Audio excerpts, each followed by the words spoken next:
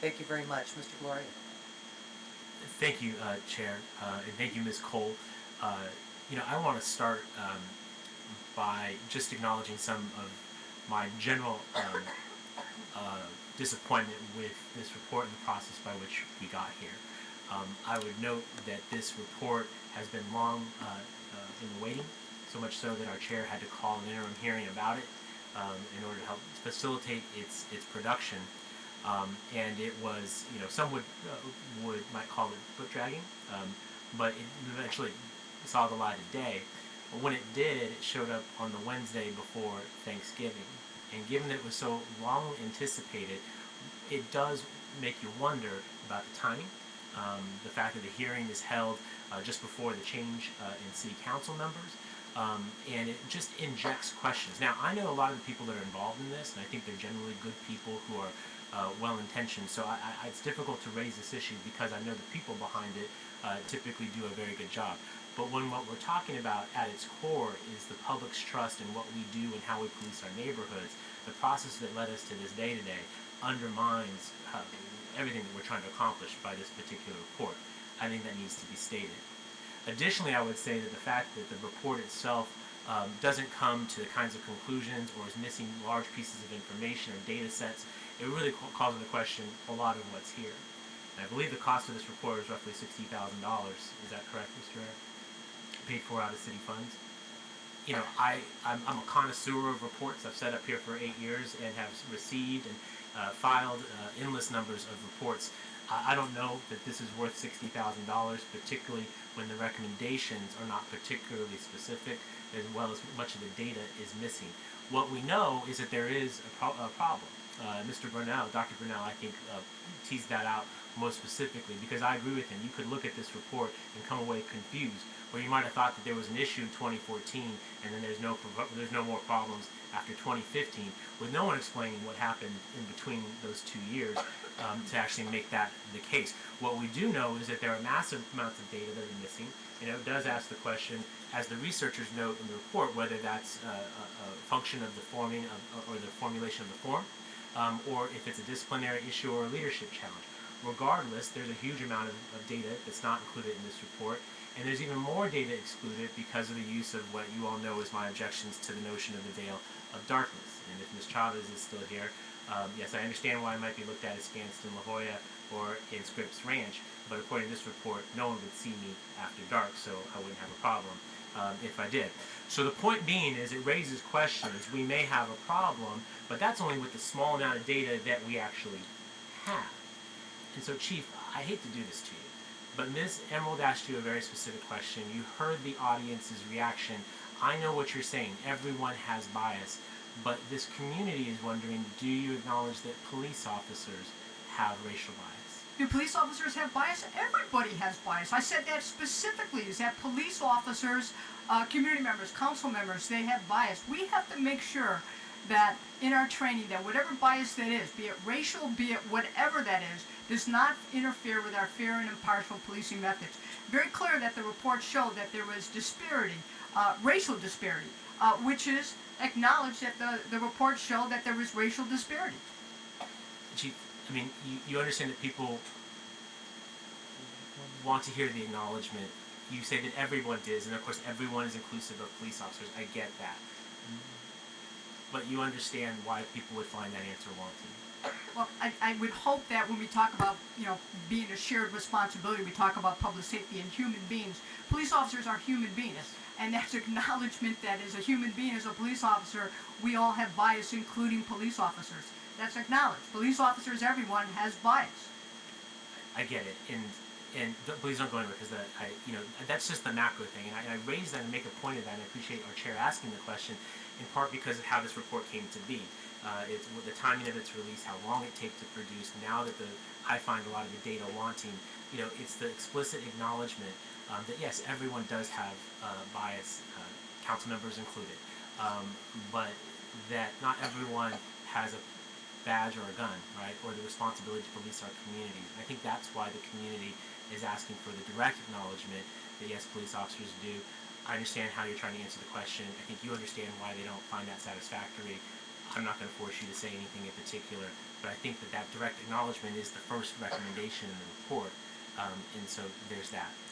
Moving along, you know that my interest is always in the budget as the chair of the budget committee.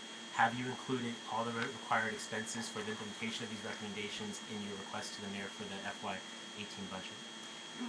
What we're going to need to do is take a look, as I said before, my other answer is that we don't know the final requirements yet of AB 953, so it would be premature for me to say exactly how much we might need for being able to modify our existing systems, or we may have to come up with a different system to determine another system that would be able to collect all that data. Until we know what the final requirements, I can't make that determination. But as soon as we get that and we understand, it'll be sometime after the first of the year, we'll be able to have more information. But doesn't it come down to just purchasing an IT product? I mean, is it one way or the other we're going to have to procure a database to collect this information? Well, we don't know if we'll be able to do it with our existing data systems. Our CAD system is not, the new CAD system is not online. It's our hope.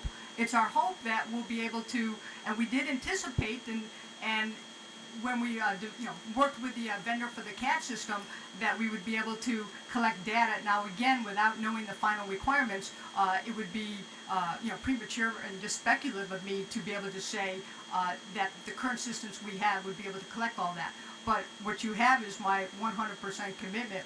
Once we know those final requirements, we are going to look at our systems to see if that's adequate. If not, we will certainly be asking for the funding to make sure we can 100% comply with this. I know you don't want to speculate, but I'm going to ask you to try and speculate, or at least ask the IBA's question for her, which would be, can you give us an order of magnitude, a scale of what this could cost, from nothing because the existing CAD will be, or the new CAD is sufficient, to whatever the best thing. Well, I would say from nothing until I don't know, until what the additional cost is. Would you if our systems, right, if our systems are able to identify, see, because it's not just identifying, we want to make sure, we took the time to read this report also, and I think it's all been acknowledged that we can do a better job in our data collection. So it's not just the system, but it's also to make sure we have checks and balances to make sure it's efficient, accurate, and effective, so the data, again, is very meaningful. And so it just would be speculative on me to say this is what the cost is going to be. We're hopeful that the new CAD system will be able to collect this data, but if not, we're going to make sure that we identify the most appropriate way to do it so we can make sure that it is accurate, effective, and efficient. Chief, what do you attribute the lack of responses from police officers to the report in terms of the missing data? What causes that? What do you think that is? Because there's a researchers speculate. Yeah, there's a few things in that. First of all, there are more stop data cards than there are citations, and you would expect that there would be more stop data cards to citations, because we're going to make stops and we're not going to issue a citation. So that shows that was happening. In addition, with the stop data cards, it's not check every box, but it's check all that apply. So some of the boxes are appropriately left blank because it didn't happen. What that box said, it's all that applies. So if it didn't happen, it wasn't checked. So that could be part of it. And then we acknowledge that some of it would be that a box for whatever reason was not checked. So that's why it goes back to my other answer. It's important for when we do implement AB 953 that we have checks and balances in place to make sure that whatever those final requirements are, is that it's complied with. So it is possible that officers are simply choosing not to fill out the form? Is it possible that happened? Yes. Is there any disciplinary action taken for that? The cards that we have are not tied to an individual officer. So there is no way to know which officer that did that, or if it, again, didn't check it because it didn't apply to the set of circumstances. The surveys that were provided to the officers to be responsive, sort of to augment the data, why weren't more officers encouraged to participate in that? Officers were encouraged to participate in that, and that's with the time frame that they had to fill out that survey. That's the responses that were done. There are very few that were provided. It was certainly not our entire department.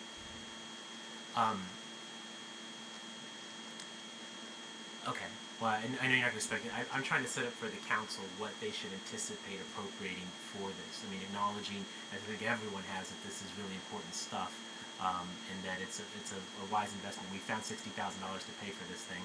We should be able to find some money to actually implement some of this, but you can't at this time guess No, if it that's really a would be six-figure number or a speculative. If I knew the number, I would tell you. I just don't know the number. and it's always difficult in the context of budgeting and various priorities. These things typically, just for members of the public, when you have a hearing on a single subject, it becomes really important. When you do it in the context of the full budget, it doesn't always shake out exactly that way. And so trying to pin down a number on this so that you all give you something to target toward, try to work toward, was an objective I had today that I don't think we're going to be able to do. Thank you, Chief. Which is why I will support and second Ms. Cole's motion. And just to wrap up with some comments, and I think the motion is actually quite thoughtful. Thank you, Ms. Cole, in terms of providing some additional time for the mayor and the chief to work up and collect the information that she's requesting, as well as give the full council, particularly the new council members, since half of this committee will not be members of the council after a couple weeks, that at least allows them to have an opportunity to look at it. I don't know if there are any refinements that can be made to the report to improve upon it, again, as a working document to try and help guide future council. But I think Ms. Sullivan made a good point that I wanted to make myself, but she did, not surprisingly, in her comments, which is the passage of Proposition G, which does reform our review board, is very important. And it was not lost upon me that it was the highest single yes vote of all the local measures, which I think speaks to the importance of this particular issue. But as I said all along, and Ms. Sullivan was critical of me when we did this previously, but you're back here, which is meaningful to me. It's not a one-time thing. You got to keep coming back. That Measure G was just a step one. And what it did was empower the City Council on an equal basis to the mayor to actually continue to make changes, appropriate changes, with the advice and direction of our review board members. And so I see the chair of our review board is here. I see staff is present as well. And I would encourage the future chair of this particular committee to quickly agendize an item to take the next step in improving that particular board. I think that goes hand in hand with what's being discussed today. The advisory board that Ms. Cole was alluding to, and to the general sense that we're taking this seriously. I apologize to members of the public that I don't think the way this report was handled really communicates that. Whether it was the date that it was published on, how long it took to get here, the missing data that's contained in it, or the lack of direct responses today, I think would leave many people feeling like that this isn't being taken seriously. I think Ms. Cole's motion shows that it will be, and so I'll be strongly supportive of it, and certainly willing to be helpful in any future way that I can to make sure that the officers that we have, and there are many that are in this room, and to each of you, thank you for what you do. You have an impossibly difficult job. People say I have a tough job. I got nothing compared to what you guys have to do. But like you, there are some bad apples in my line of work, and I don't like when people claim that I'm anything like those bad guys and gals who do this work wrong. I know you don't like it any better. It's not any fair when it happens to you. So please know that for this council member, I know the vast majority of our officers do a very dangerous job. You do it well. You're not paid enough. You're not given enough benefits, and your families have to worry far too much about you. When you're doing all that, I understand how mistakes can get made, and even good people may make a mistake every now and again. What we want to do is to show to the public that we understand that we'll correct for it, we'll discipline when necessary, and we'll terminate as quickly as appropriate for those who can't get with the program. So that's the vision that I have for this. Ms. Emerald, thank you for making it possible, and I think that's all I have. Thank you.